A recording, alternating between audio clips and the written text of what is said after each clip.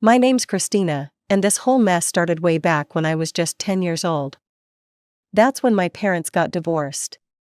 So I ended up staying with Mom. Dad moved into this tiny apartment across town, and suddenly everything was different. The house felt too quiet, and Mom was always stressed about money. She had to work extra shifts at the hospital where she was a nurse, and I spent a lot of time at my grandpa's house after school. Grandpa was Mom's dad, and he was honestly the best. He lived in this old house that smelled like coffee and had these creaky wooden floors. He'd always make me hot chocolate and help me with homework. Sometimes he'd tell me stories about when Mom was little, and it made me feel better about everything falling apart at home. Now here's the thing about my dad, he wasn't paying child support. Instead of giving us money every month like he was supposed to, Dad made this deal with Mom. He said he'd pay for my college education when the time came. Mom agreed because she thought it would be better for me in the long run. The years went by, and I kept doing well in school. When I got to college, Dad paid for my first semester. Everything seemed fine. But then something weird happened right before my second semester. Dad started calling me less, and when I'd call him, he'd sound stressed. A few weeks later, I got a call that changed everything.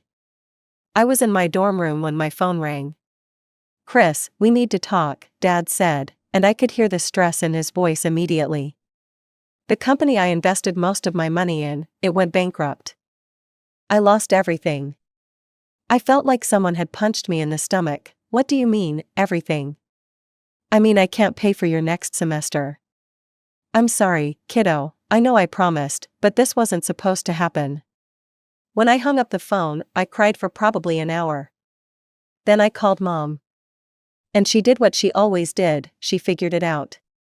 Mom took out loans and worked even more hours to pay for my education. She never once made me feel bad about it, even though I knew it was killing her financially. Dad kept in touch, but things were different now.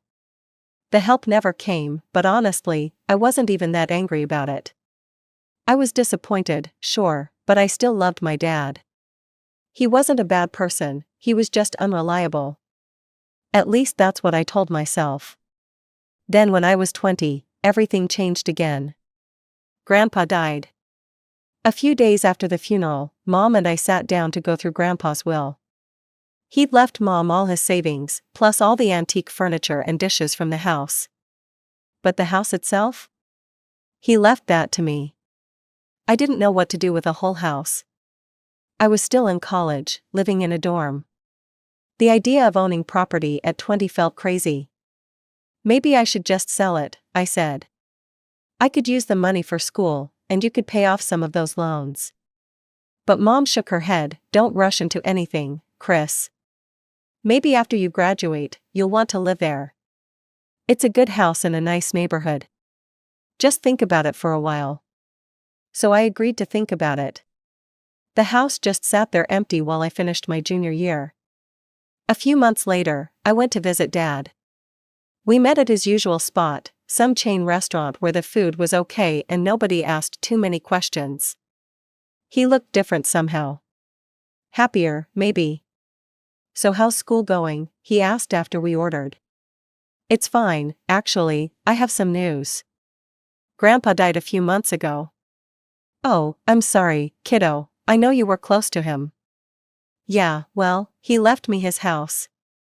I was thinking about selling it, but Mom thinks I should keep it." "Well, actually," Dad said, leaning forward, "this is perfect timing. I've been meaning to tell you something. I've been dating someone for about a year now. Her name's Linda, and things are getting serious. We're actually talking about getting married." I was surprised but happy for him. "That's wonderful. The thing is, we have a problem. My apartment is tiny, and Linda has a 16-year-old son. The place just isn't big enough for all of us, and Linda's current living situation isn't working out either." I could see where this was going, but I let him continue. "I was wondering, since you won't be living in that house for another 2 years while you finish school, maybe we could stay there temporarily? Just until we get back on our feet and can buy our own place. We'd take care of the house, make sure everything's maintained." It would be good for everyone. I thought about it for a minute. It did make sense, the house was just sitting empty, and Dad seemed like he was finally getting his life together. I guess that could work, I said. But when I graduate and come back home, you'll move out right away, right? Absolutely, Dad said quickly. The second you're ready to move in, we'll be out, I promise. That word, promise, made me hesitate for a second. But he seemed sincere. When I told Mom about the conversation, her reaction was immediate. Kristina, you need to be very careful with your father. He's not a reliable person. Mom, come on, that was years ago, people can change. He's getting married again, starting fresh. I'm just saying, be careful, you know how he is with promises. So I decided to let Dad and his new family live in the house. A few weeks later, Dad called to tell me he'd gotten married to Linda.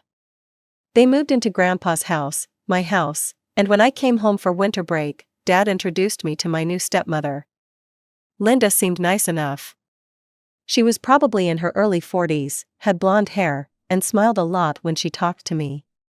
Dad had set up a big room upstairs for me to use when I visited. It had been Grandpa's study, and it still smelled like his old books.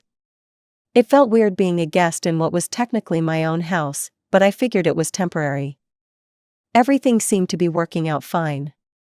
Dad looked happier than I'd seen him in years, and Linda was always polite to me. Her son was quiet and mostly stayed in his room when I visited. I thought maybe Mom had been wrong about Dad, maybe he really had changed. But then I started noticing little things. Small changes around the house that bothered me. The first time I really noticed something was wrong was during spring break of my senior year. I came home expecting to stay in my usual room, but when I got there, I found Linda's son Jake had basically taken it over. His stuff was everywhere, clothes on the floor, video game controllers on the desk, empty soda cans on the nightstand. I found Dad in the kitchen making coffee. Hey Dad, what's going on with my room? Jake's stuff is all over it. Dad looked uncomfortable. Oh, that, yeah, Jake's friends come over a lot to hang out, and his room is pretty small. They needed more space. I didn't want to make a big deal out of it, so I just moved my stuff to the guest room downstairs. But it bugged me. This was my house, even if I wasn't living in it yet. Over the next few visits, I noticed more changes. Linda had rearranged the living room furniture. Some of Grandpa's old pictures were gone from the walls, replaced with family photos that included Jake but not me. The kitchen had different dishes, Linda's dishes, not Grandpa's old ones that I remembered. The worst part was that Linda started acting different toward me. At first, she'd been so grateful and friendly. But now she seemed annoyed whenever I showed up. She wouldn't say anything directly, but I could feel it. Like when I'd come into the kitchen in the morning, she'd give me this look like I was interrupting something. Or she'd make breakfast for Dad and Jake but somehow forget to make enough for me. When I'd ask if there was more, she'd say something like, "Oh, I didn't know you were planning to eat with us. I only made enough for the family." The family. Like I wasn't part of it, even though it was my house. Dad never seemed to notice these little digs. He was always at work or busy with something else. And when I tried to talk to him about it, he'd just say Linda was stressed about work or that I was being too sensitive. By the time I graduated college, I was actually relieved that I wouldn't have to keep visiting. I got offered a good job in the next city over, about an hour away from home. The pay was decent, and honestly, I was excited to start my adult life somewhere fresh. When I called Dad to tell him about the job, he seemed happy for me. "That's great, Chris, I'm proud of you. Dad, you should probably start looking for a new place soon.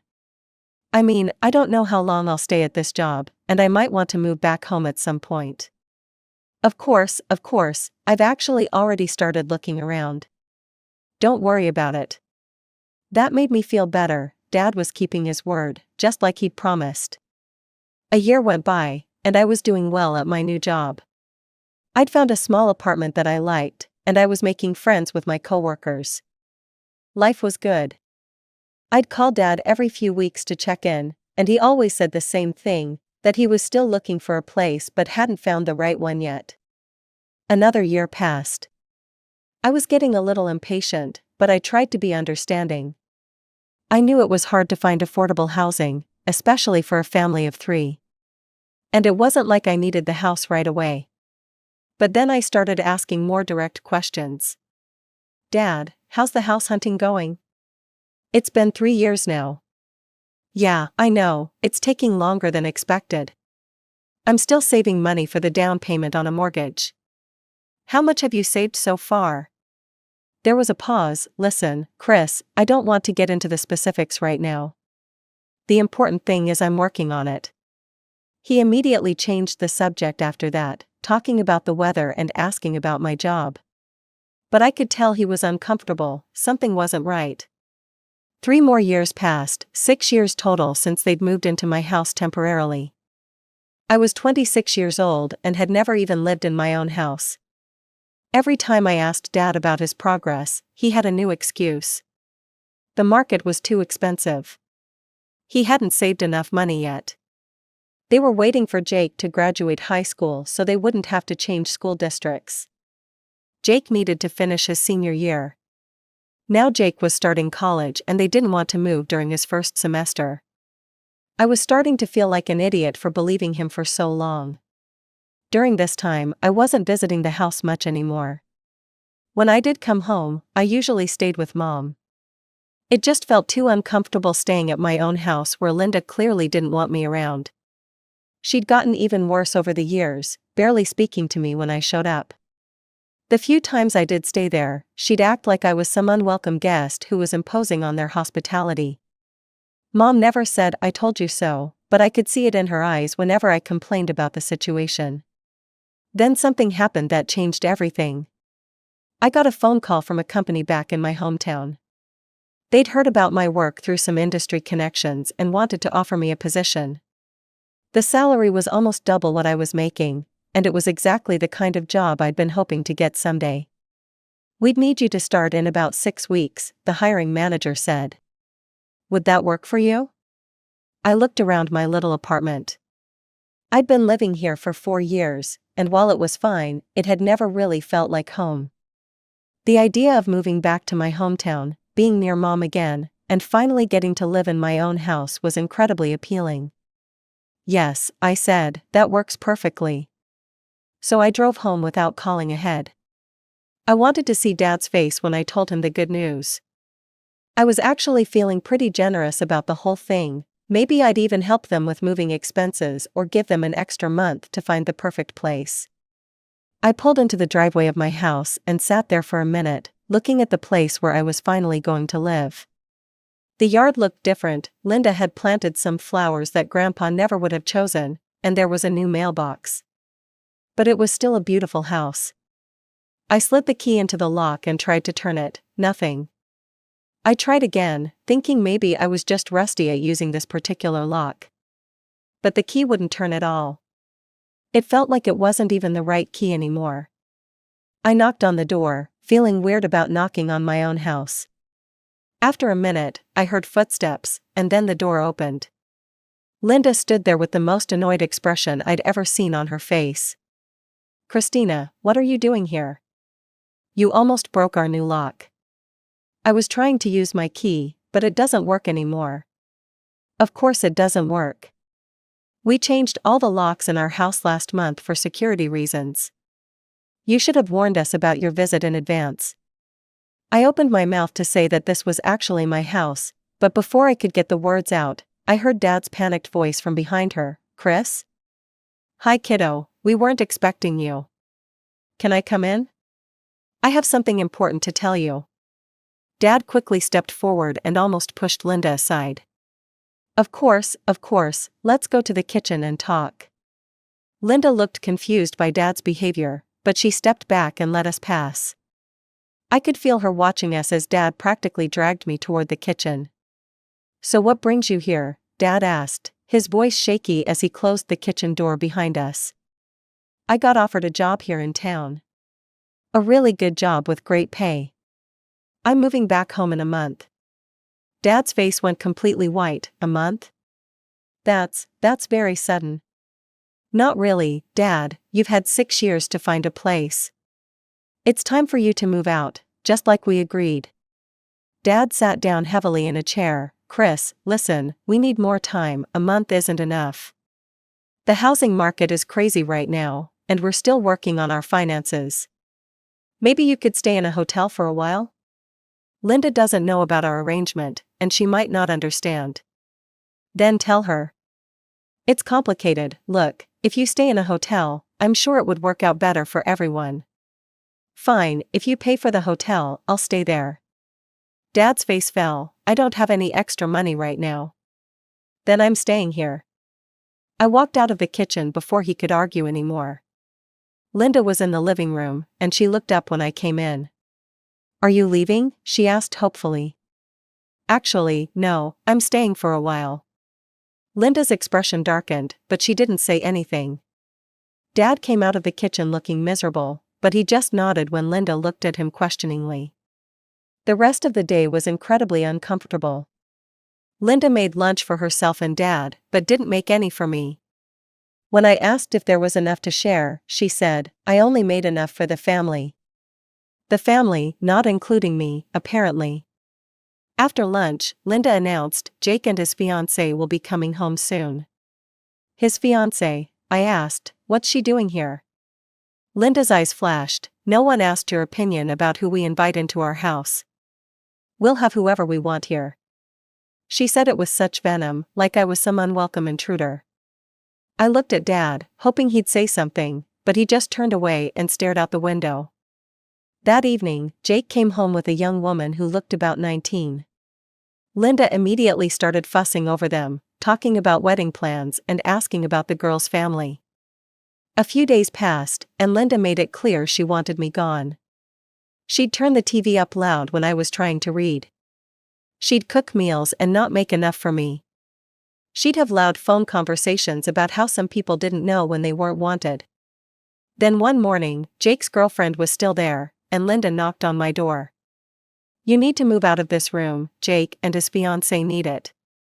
I'm not moving out of my room. Yes, you are, this is your father's house, and as the woman of this house, I decide who stays where. I'm not leaving my room. Linda actually tried to grab my arm and pull me out of the doorway. You'll do what I tell you to do in my house. That's when Dad finally appeared. Linda, stop, let's not do this. He pulled Linda away, and she was furious. Why are you protecting her? She's disrupting our whole household. I just shook my head. So Jake and his girlfriend ended up squeezed into the small guest room, and they were obviously not happy about it. The girl kept complaining about how cramped it was, and Jake kept giving me dirty looks like this was all my fault. Linda stopped speaking to me entirely after that. She'd walk past me like I didn't exist, or she'd give me these looks that could kill. The tension in the house was so thick you could cut it with a knife. 3 days later, I woke up and the house was completely silent. Usually I could hear Linda moving around in the kitchen by 7 in the morning, but there was nothing. I went downstairs and found a note on the kitchen table. Kristina, we have gone to meet Jake's fiancée's parents for a week. While we are gone, you should pack your things and leave our house. Do not be here when we return. We don't care where you go, you can live in the trash with the homeless for all we care. Linda. I read the note 3 times before it sank in. I took a picture of it with my phone and immediately sent it to Dad, no response. I called him, straight to voicemail. I called again an hour later, still voicemail. I tried 5 more times throughout the day, nothing. Finally, I called Linda directly. What do you want? She answered on the first ring. I want you to explain this note you left. What's to explain? We're all tired of you living here like some kind of parasite. Your father is too nice to tell you himself, but I'm not. Excuse me? You heard me, you're a leech. You don't even have a job, and you've been living in our house for free for a month. We're done with it. Linda, you don't understand. I understand perfectly. You think because you're his daughter, you can just move in here and take over. Well, this is my house now, and you're not welcome. She hung up on me. I sat in the empty house, my house, and realized that everything Mom had warned me about was coming true. Dad wasn't just unreliable. He was a coward. And now I was going to have to fix this mess myself. I called Mom and told her everything. Every single detail about the note, the phone call, and how Dad was ignoring me completely. 2 hours later, Mom showed up with a determined look on her face that I hadn't seen since the divorce. "Where are all their things?" she asked. "Everywhere, their clothes, furniture, everything." "Good, let's pack it all up." We spent the next 4 hours going through the house and collecting every single item that belonged to Dad, Linda, and Jake. Clothes, personal items, electronics, even Linda's stupid decorative pillows. We packed everything into boxes and bags and carried it all out to the old barn behind the house. After we finished, Mom called a locksmith. "We need all the locks changed immediately." The guy came out that same afternoon and put in completely new locks throughout the house. Mom paid him in cash and made sure I got all the keys. "There," she said, handing me the key ring, "now it's really your house again." Mom left that evening, and I spent the night alone in my house for the first time ever. It felt strange but good. I walked around touching Grandpa's old furniture and looking at the places where his pictures used to hang. I was going to put everything back the way it was supposed to be. A week later, I heard a car pull into the driveway. I looked out the window and saw Dad, Linda, Jake, and his girlfriend all getting out with suitcases. Linda marched up to the front door and tried to use her key. Nothing happened. She tried again, jiggling the key and pushing on the door. Then she started knocking. "Kristina, open this door right now." Dad tried his key next, same result. Then Linda started pounding on the door with her fists. "This is ridiculous, she's lost her mind, I'm calling the police." "Linda, calm down," Dad said, but his voice was shaky. "Calm down? Some psycho has changed the locks on our house. She's as crazy as her mother." That's when I decided I'd heard enough. I opened the door. Linda pushed past me and grabbed her suitcase from the porch. "I can't believe you had the nerve to change our locks." I grabbed the suitcase right back and threw it outside onto the lawn. "Hey," Linda screamed, "that's my stuff. And this is my house." "Your house? Are you insane? This is your father's house." "No, it's not." Linda turned to Dad, who was standing on the porch looking like he wanted to disappear into the ground. "Tell her, honey, tell her this is our house." Dad just stared at his shoes. "Tell her," Linda demanded. "Linda," Dad said quietly, "the house, it actually belongs to Kristina. She inherited it from her grandfather. We've been living here temporarily." Linda's face went through about 5 different expressions before settling on pure rage. She slapped Dad across the face so hard the sound echoed across the yard. "You lied to me, for 6 years, you lied to me." "Linda, I can explain." "Explain what?" "That you've been lying about everything? That we've been living in your daughter's house this whole time?" Linda ran to her suitcase and started calling someone on her phone. "Yes, I need a truck, I need to move furniture immediately."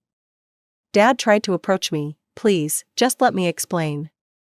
"Explain what?" "How you lied to your wife for 6 years. How you tried to steal my house. How you ignored my calls when she told me to live in the trash." They spent the next few hours loading their stuff into the truck. Linda kept shooting murderous looks at both me and Dad. Jake and his girlfriend just looked confused and annoyed. When they finally drove away, I breathed a sigh of relief. 6 months later, I ran into Dad at the grocery store. He looked older and tired. "Hey kiddo," he said, "how are you doing?" "I'm fine, how's the apartment?" "It's okay, small, but we're managing." He paused. "Listen, I was wondering, maybe you'd consider giving us a loan? Just $150,000 for a down payment on a house. Linda's been talking about leaving me because she can't stand living in such a small place." I actually laughed out loud. I couldn't help it. "You want me to loan you $150,000? I know it sounds like a lot, but with your new job." Dad, you're completely insane.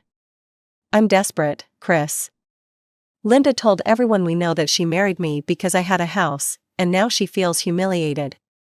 She's threatening to leave me. Then let her leave. I can't lose her too. Too? You didn't lose me, Dad, you threw me away. Dad looked hurt. Look, if you won't help me, then I'm going to call your mother and ask her for the money. I started laughing again. Seriously? You're going to call Mom for money? I'm desperate enough to try anything. Good luck with that. I walked away, still laughing. The whole way to my car, I kept thinking about what Mom would say if Dad actually called her asking for money. The idea was so ridiculous that I couldn't stop laughing. When I got home to my house, I called Mom and told her about running into Dad. He asked you for $150,000, she said, after everything he put you through? Yep, and he said he might call you next. Oh, I hope he does, Mom said. I have been waiting years for that conversation. These days, I live quietly in Grandpa's house. I put all his pictures back on the walls and use his old dishes every day. The garden is beautiful again, and everything feels the way it's supposed to feel. I still talk to Mom all the time, and now I actually listen to her advice. She was right about Dad from the beginning. Some people never change.